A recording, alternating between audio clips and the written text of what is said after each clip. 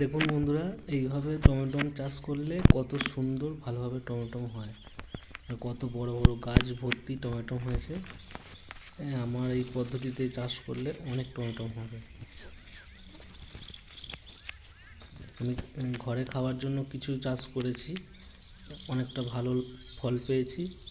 তার জন্য আপনাদেরকে অনুরোধ রইল, আপনারাও এইভাবে চাষ করবেন, অনেক ভালো ফল পাবেন। আর দেখুন কীরকম বড় বড় সাইজ হয়েছে, প্রত্যেকটা ফুল থেকে টমেটো ধরছে, একটা ফুলও নষ্ট হচ্ছে না।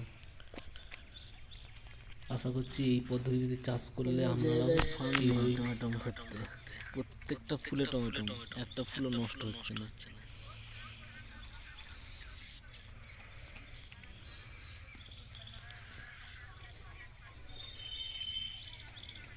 গাছ ভর্তি পুরো টমেটো।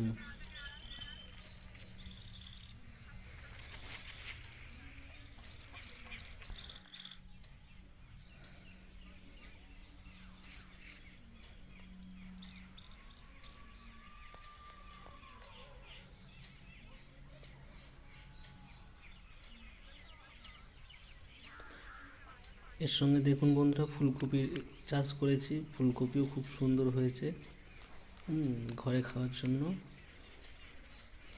বাঁধাকপি বসিয়েছি, তার সঙ্গে টমেটো।